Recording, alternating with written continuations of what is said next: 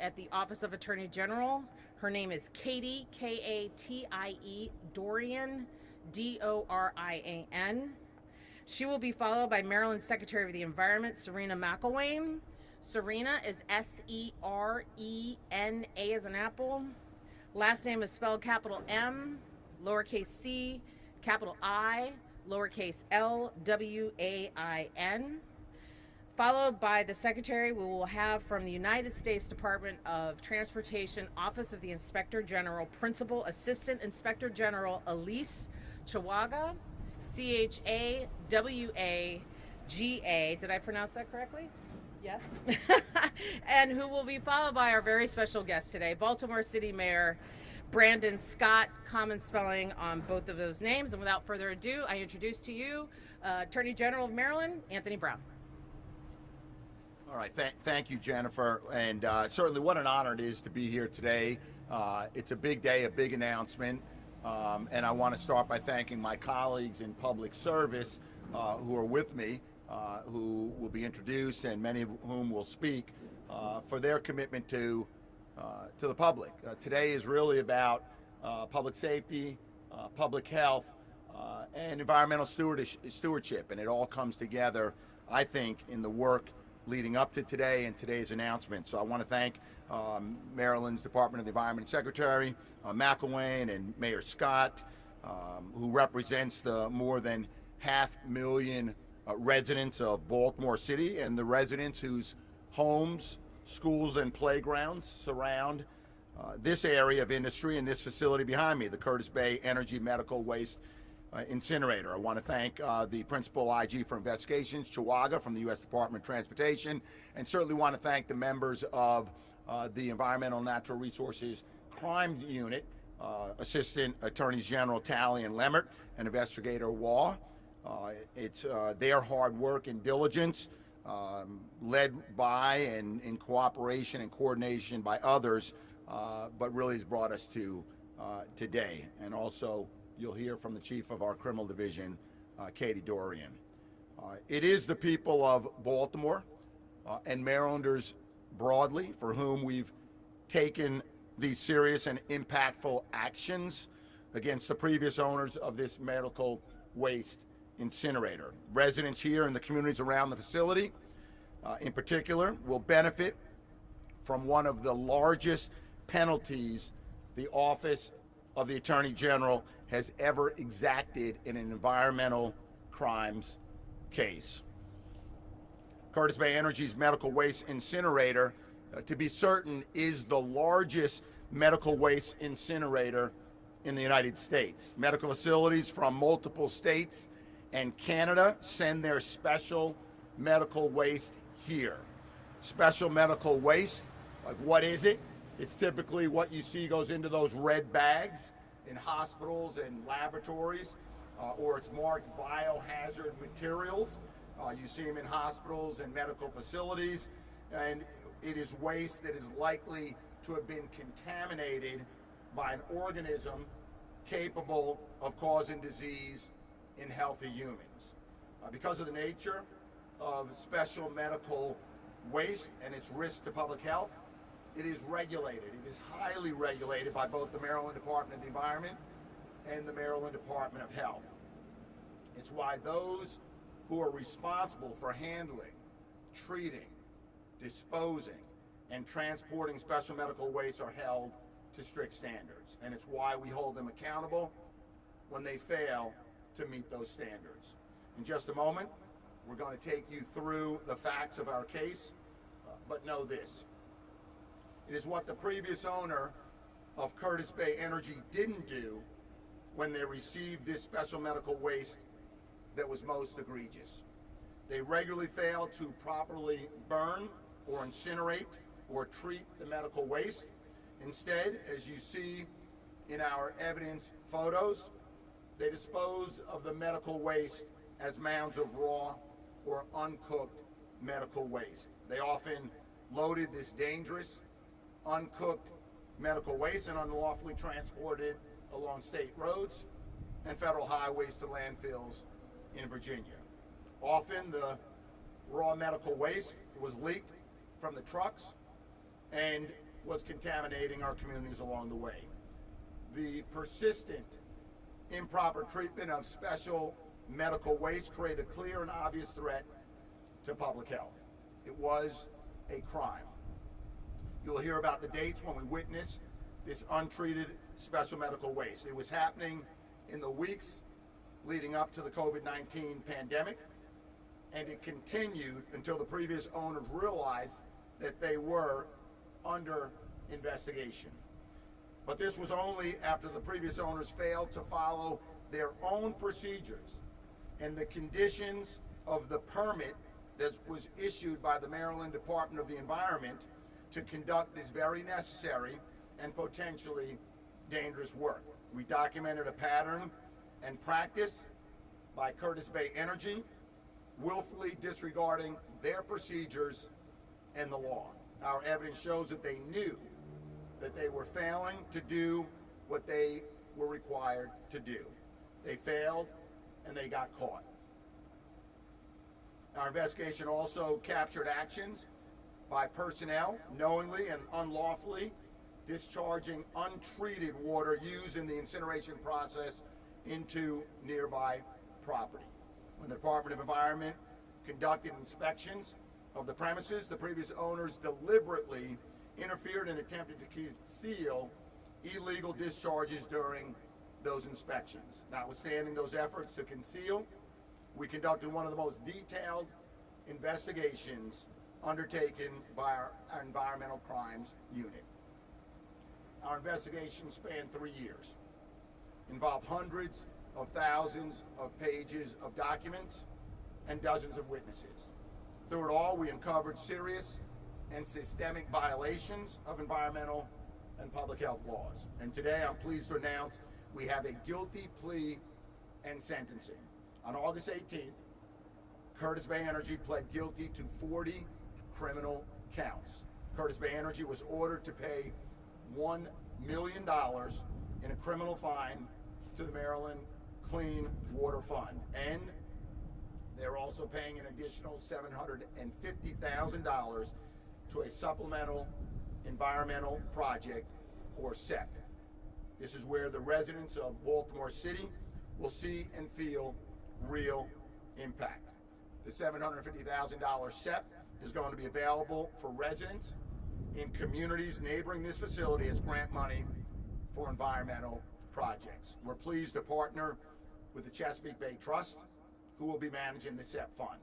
The Chesapeake Bay Trust will engage communities on the ground and ensure community involvement in the projects designed to address the harms done to the community by this polluter. In the coming days and weeks, the Trust will reach out to the community and schedule time to understand their needs and preferences.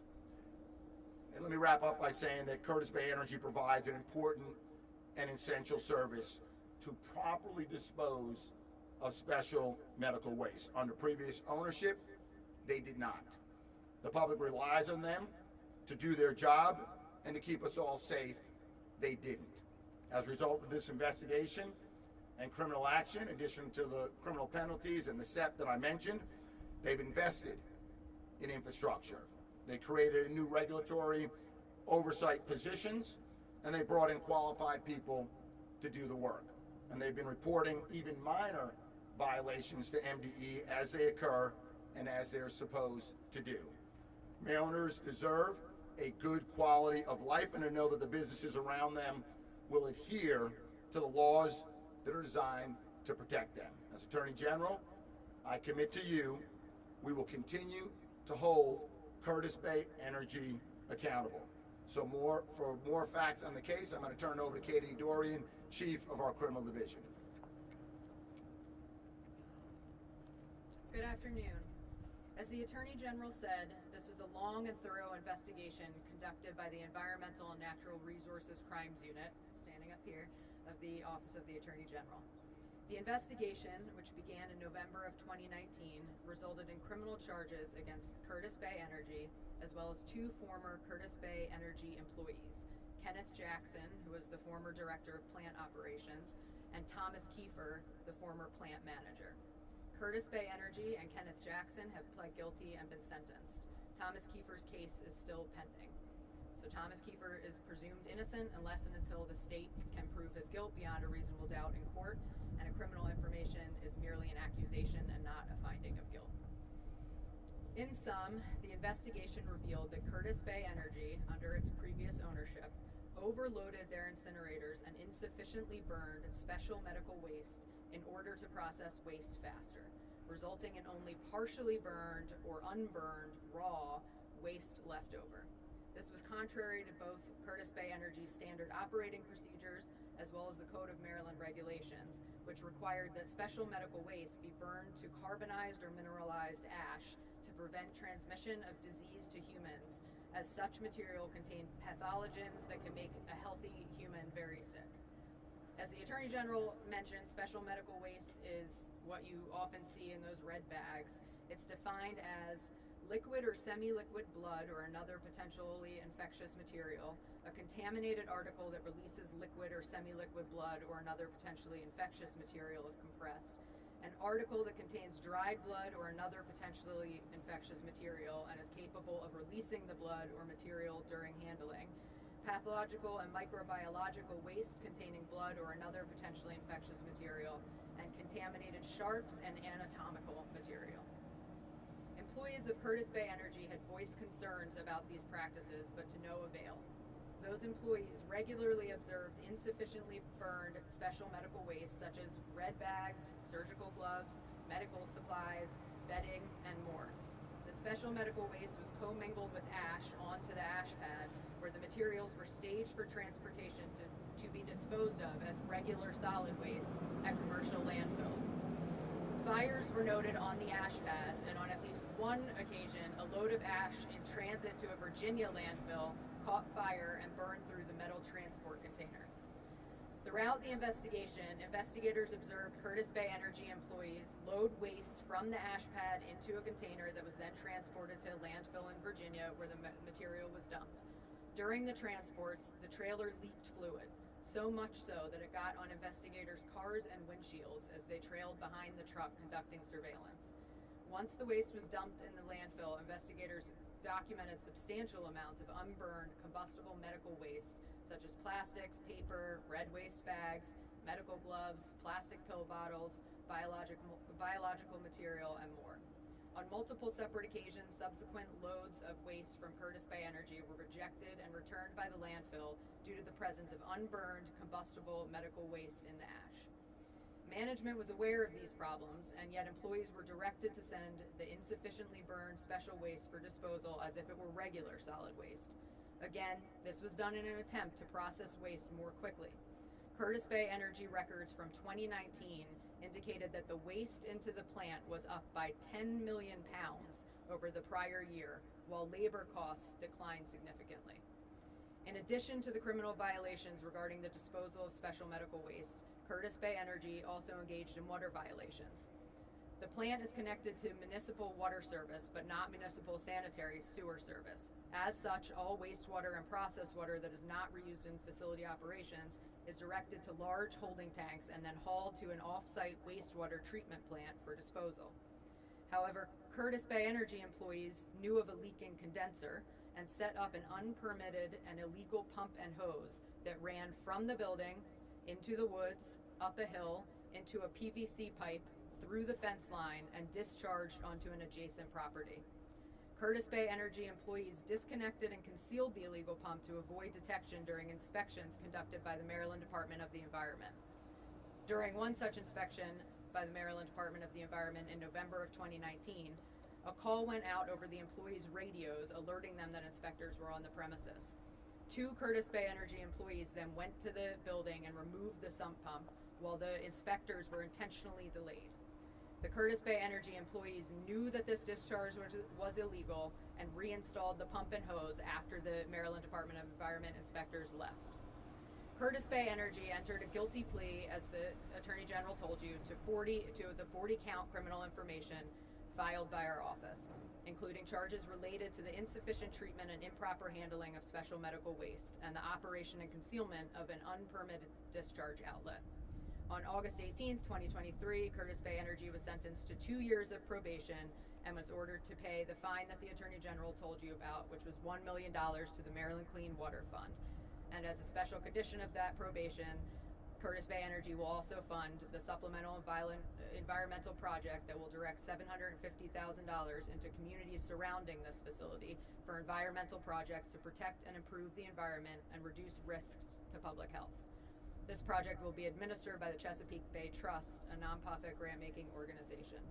Additionally, on October 2nd, 2023, the former director of plant operations at Curtis Bay Energy, Kenneth Jackson, pled guilty to 5 counts for his involvement in the improper handling of waste and the illegal operation of an unpermitted discharge outlet. Jackson was sentenced to 2 years of incarceration, all suspended, placed on 3 years of probation, and ordered to pay a fine of $50,000, spending all but $30,000, to the Maryland Clean Water Fund. Again, Thomas Kiefer's case is still pending, and he is presumed innocent unless and until proven guilty beyond a reasonable doubt. I will now turn it over to Maryland Department of the Environment Secretary Serena McElwain.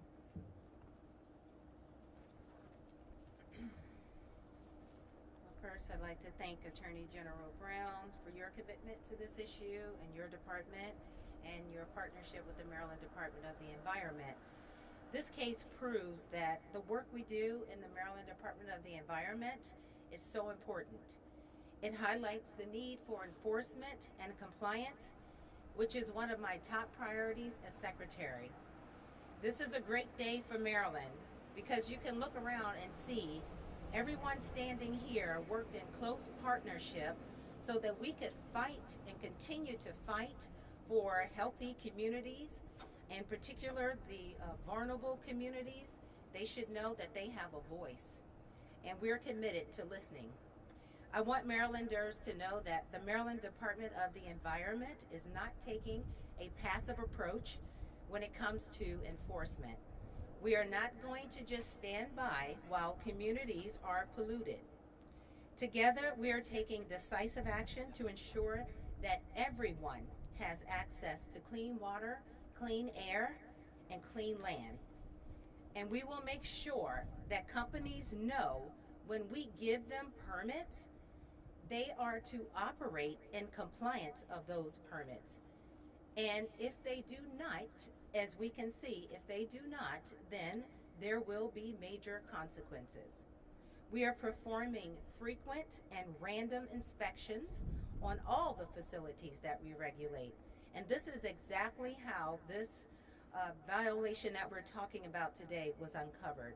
The department will continue to act as an enforcement arm and one that ensures that there is compliance to the mandatory public health and environmental protections that are in place today. We will be efficient and timely in everything that we do because we know that every time that there's an extension or delay, there's potential for more pollution to invade and be dumped on communities. This happens, what you're seeing today, this is what happens when various agencies are working together to create positive change for Maryland. I am so happy to be here today and to be a part of correcting this major wrong. Thank you.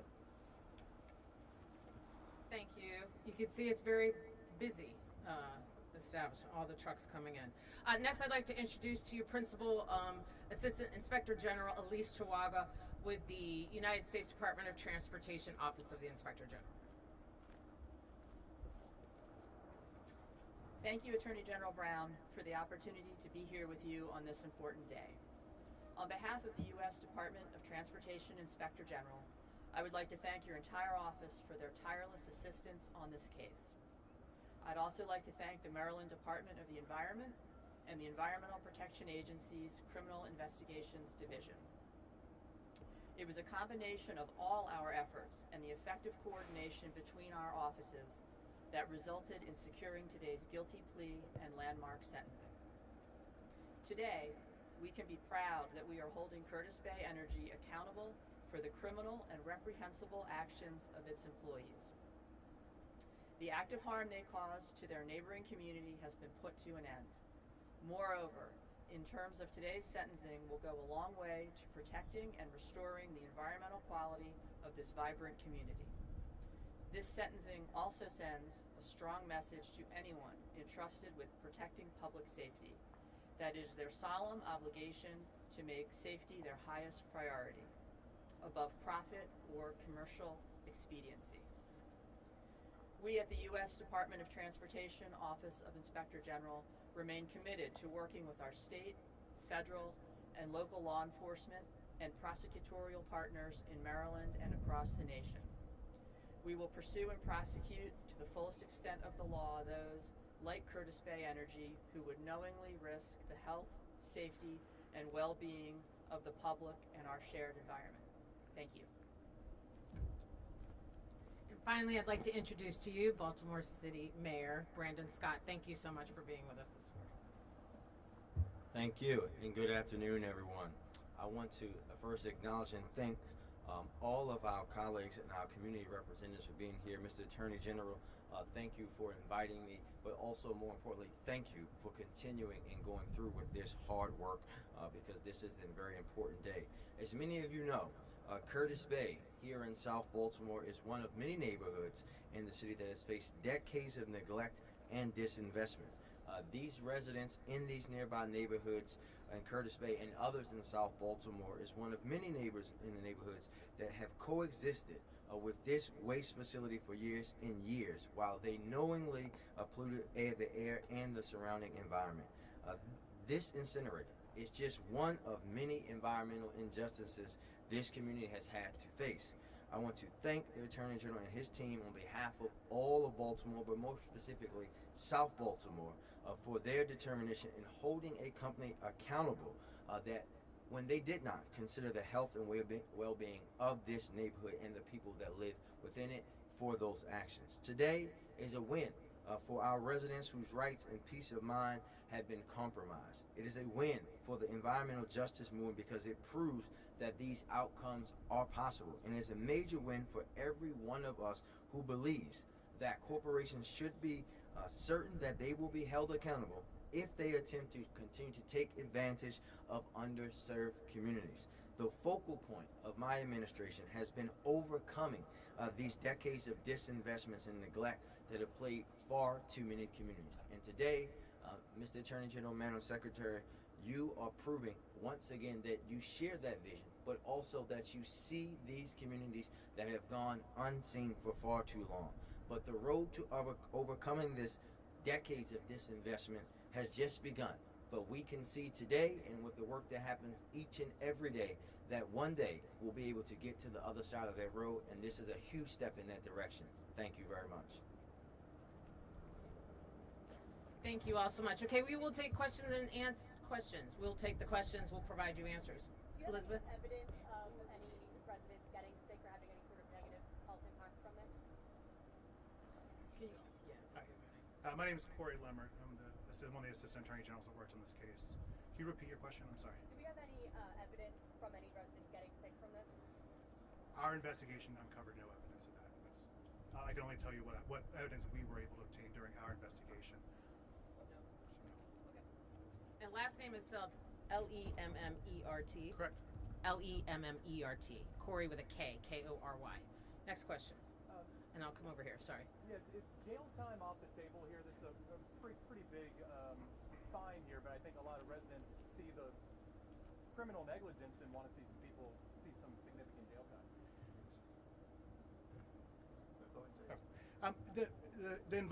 Most environmental crimes are misdemeanor violations, maximum penalty of $25,000. They do include up to a year of jail time. Generally speaking, the way environmental crimes are classified, they're the lowest in terms of the sentencing guidelines. You can deviate for white collar types cases, which this was. So when we do bring cases against individuals, yes, there's always the potential of jail time. Question over here. I'll keep working. Okay, right here in front, and then I'll get you in the. Sorry about that. What's your name? Christine from the Sun. Christine from the Sun. Okay. Is there any indication why this started in 2019? Maybe it was happening prior, but Our investigation. yeah, like is there any investigation as to why that sort of happened? Was it pressure from a larger corporate structure, and are any other plans for this to I can say the part of the public record that I think we took significant efforts to make sure that we could make as public a record as we could. So the exhibits that we admitted in the two individual cases, the facts in this case were that the Environmental Crimes Division learned of this in November of 2019, which is what started our investigation.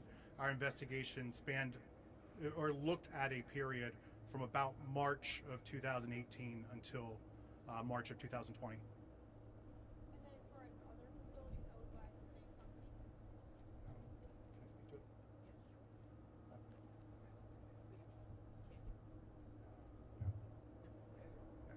company? I mean, this is the largest medical waste incinerator, the facility within the state, and certainly the Attorney General's office, our jurisdiction only extends to the state of Maryland. Question behind you. I'm sorry, then I'll come over here. So since this all started, what's changed as far as your enforcement is concerned? How much tougher now will it be, or should I say, some of you feel like this, you get away with stuff like this? And how many incinerators like this are there across the state? I'm told to defer to the Madam Secretary. Yeah, I'm not sure how many incinerators are across Maryland, but that is the largest one. So in terms of enforcement, we are, as I said when I spoke earlier, we will be clamping down on enforcement. We're already doing random random inspections, and we have regular inspections as well. But as far as this facility is concerned, we've been inspecting since we learned, even more since we learned of this incident. So we will continue to make sure that we are enforcing the way we need to. And again, because of this case, we're doing a little more than the norm. Thank you. Let me get to some people that haven't asked questions. You in the cap, and could you tell us your name and who you are? I'm Adam Willis with the banner. Adam with the banner. I think I had questions for Secretary McElwain. Okay.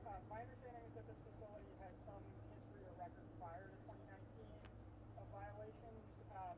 I could be wrong about that, but I'm wondering if you could provide some context there on any history. I don't think so. I have not heard of any other violations, not, except for the violations that we're talking about. But we can get back with you on that. Secretary, since 2020, Yeah. can you describe how often EPA has inspected this particular facility? Did it become monthly? Yeah. Annually? Well, we had one major inspection in 2019 where we learned that there were some things going on. We came back, I think that was in November or October. We came back again in December. We had our partners with us that time.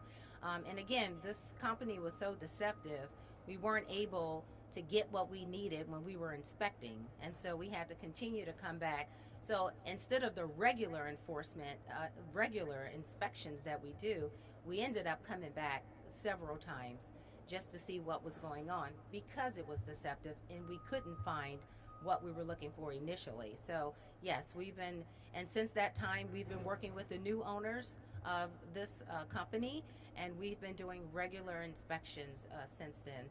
Random still, and we still have the regularly scheduled inspections. Okay, question right here. Emily Hofstetter, WYPR. Hi, Emily. Radio. So there is no relationship between Curtis Bay Energy and I think it's Curtis Bay Medical Waste Services that is the company here. And if so, is this investigation part of the reason Curtis Bay Energy closed down? You want to know if there's any relation between the actual, I'm sorry, there you are, Yeah, there's so Curtis Bay Energy is, and the medical waste company. yeah. Okay. Facility You have to operates. come to the microphone. If you don't know, don't just say Yeah, you don't know. I mean, I think we can provide more information later. I believe one is a subsidiary of the other. Go ahead, over here. Hi, Lisa.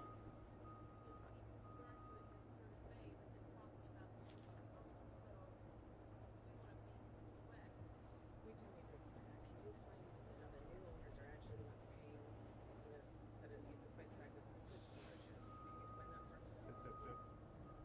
Thank you. Just tell them. That's fine. Yep. Yeah, during our investigation, as we previously mentioned, started in late 2019.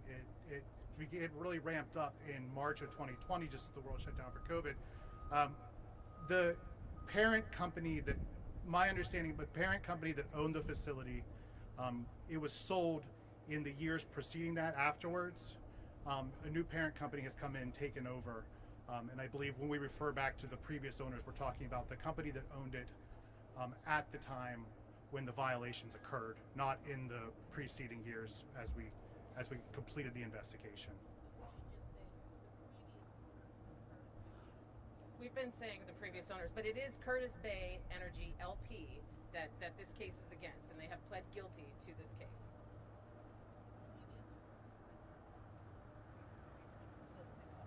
Yeah, it's when you It's buy still the same company, different owners.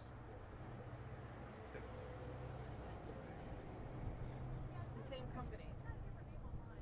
Oh, does it? There's a number of names online. Okay. Let me jump in. Let me just say this, and we can certainly clarify.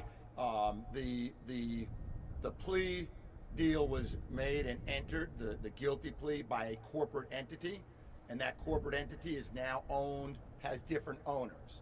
There's also, as Ms. Dorian mentioned, 2 individual defendants, one prior employees, former employees, one who's pled guilty, and one whose case is still pending and is presumed innocent at this time. So in terms of the sort of connect the dots and the line diagrams and owners to entity, we can get that detail for you after this conference. Let me get Chris. Chris Babs from Fox 45. You had mentioned that there's no evidence that anyone has been sick. To what extent have you gone to people that live in this area, alerted them to what's going on, and have you been proactive in asking them if they have any health issues as a result of violations? Well, we have not done that yet. There was an investigation going on, and we really couldn't go out and really talk about what was going on because of the case. But now that, we're at a point where we can talk more, we will continue to reach out to the communities to make sure they're not left behind and that we know what's going on. I will tell you the water was sampled. The water, when we found that there was a discharge in the wastewater, that was sampled by my department, and there was no contamination in that water. Okay. Quick follow-up. If you're saying that the violations put the community at risk, but you didn't contact the community when you found out there were violations, shouldn't they have known? Would it be too late now? It's not too late now to let the community know. If when we were conducting the criminal investigation, when we were conducting the inspections, if we had found at that time there were issues that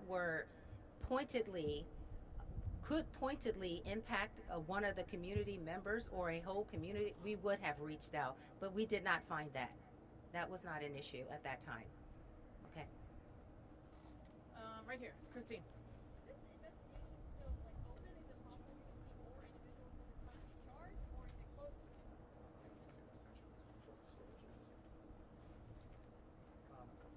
At this point, our statute of limitations is closed. We have a 3-year statute of limitations for environmental crimes in Maryland, unless it's a felony charge. Oh, sorry. My question's for the mayor. I know you kind of talked about this earlier, but this is not the first time residents in this community have been hurt by pollutants. Last 2 years ago, we had that big explosion from CSX. What would be your message to residents? And again, I know you kind of talked about how they might feel unseen, but just kind of, I think it's worth emphasizing. Well, yeah, I'll just say it again that the days of folks just being able to do whatever they wanted to do in South Baltimore are over, right? We're talking about neighborhoods that have been coexisted with these things for many, many, many generations. But now it's about showing those residents that when folks are doing things the wrong way, they will be held accountable. And we're thankful to the Attorney General and his team for leading the charge on that. Any other questions? Since there is some federal representation here, could we expect to see federal crimes given the interstate aspect of this going to Virginia? There is, yeah, we've got no comment on that, but I'll talk to you about that afterwards. Okay, so anything else we can settle with you individually, will be available to talk to you. I want to thank you all for coming out and for getting word out to the community. Chesapeake Bay Trust will be in touch If not today, they're going to start tomorrow with the community groups about the fund, the $750,000 supplemental environmental project. So that is great news for the residents here. Thank you so much, and we could take some individual questions over there for anybody who still has them.